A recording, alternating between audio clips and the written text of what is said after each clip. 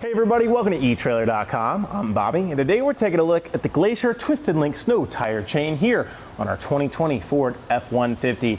Now this can be a great way of getting you a lot of traction in your medium to heavy duty snow. Now this TwistLink is going to be great because it's still going to be road safe, but we're still going to be biting through that thick snow and ice that might be building up on the road, or if we're somewhere on the road or on the side of the road, it can get us out of it. Taking a closer look here at that TwistLink, you are going to see just a slightly more aggressive style compared to your square or those D-links that you might see out elsewhere. So you can see getting nice ridges that are going to be puncturing through and breaking up the snow and ice as we go. You are seeing a ladder style pattern here today as well, which is going to give you a lot of great start and stop maneuverability, which is great of course for those roads, making sure we are nice and safe. The only thing that I'd look out for, you are going to lose a little bit on that turning, just as you are making those left and rights. You're going to be feeling those bumps as you go, and it's going to be one obstacle for our truck to overcome. However, don't think the Ford F-150 is going to have any trouble doing so today. And as you can see too, it is pretty smooth surface, so it isn't going to be that harsh of a ride. Now, if you are needing something even more aggressive, I might recommend the V-bar, but just keep in mind you're losing a little bit of that road compatibility, so that's something to look out for. We are having cams here on the side as well, which makes it great for our installation as we aren't needing a tensioner, but we'll break that down later in the video. Another thing to mention though, guys, this is a low carbon steel construction, so that means that the outside of it is eventually going to start breaking down and whittling down.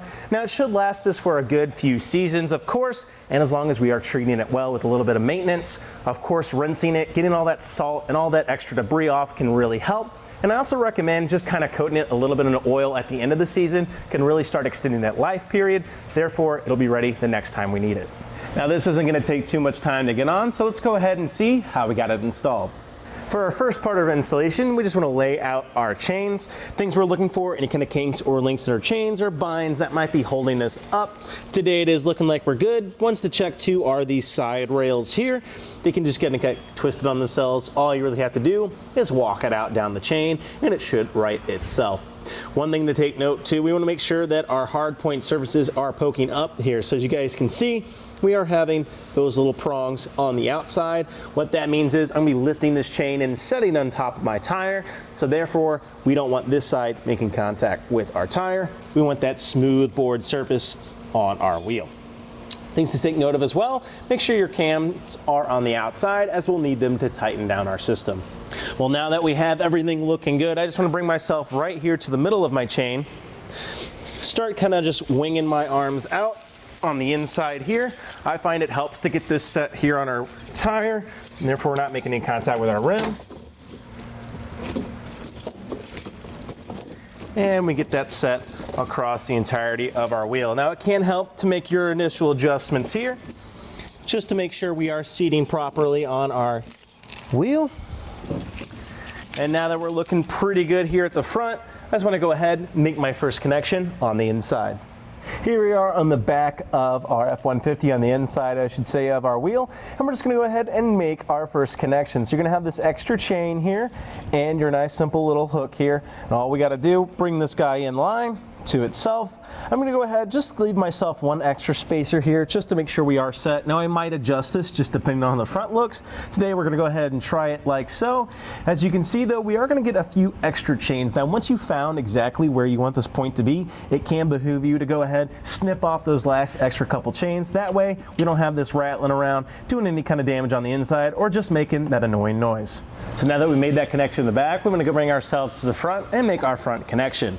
Now things to take note of here though, guys, these cam buckles can sometimes go ahead and already be set in that locked position. As you can see, that is going to tighten that chain, so it's going to make this connection harder.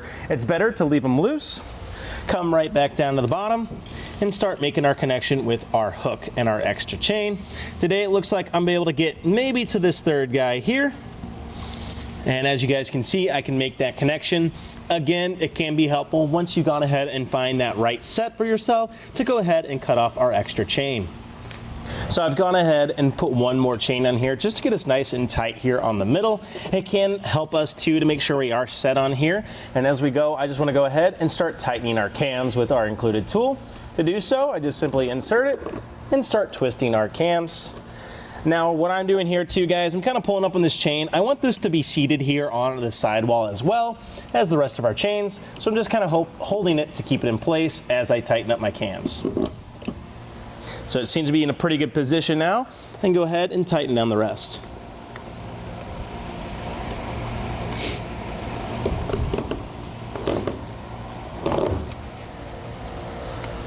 And just checking as we go, we want to make sure that none of our twist links are going to be wrong and they are all facing on the outside.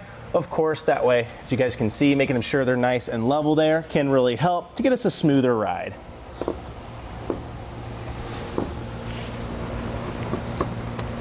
Well, I think we are pretty good there, guys. I'm not feeling anything too loose here, but I just want to go ahead, double check.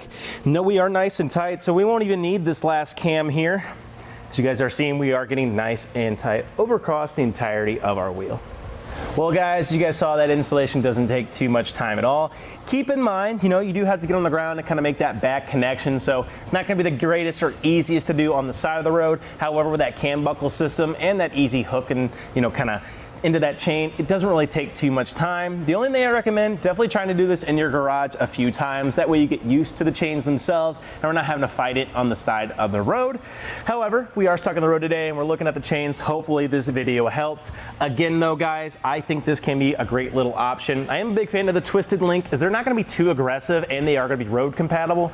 So we're not gonna be worried about it damaging our driveway or our garage, even if we were to put them on then. And of course though, we are getting that nice little ladder style, which can be great for our start and stop on those roads. Well, guys, I think that about does it for our look at the Glacier TwistLink snow tire chains here on our 2020 Ford F-150. I'm Bobby. Thank you for watching.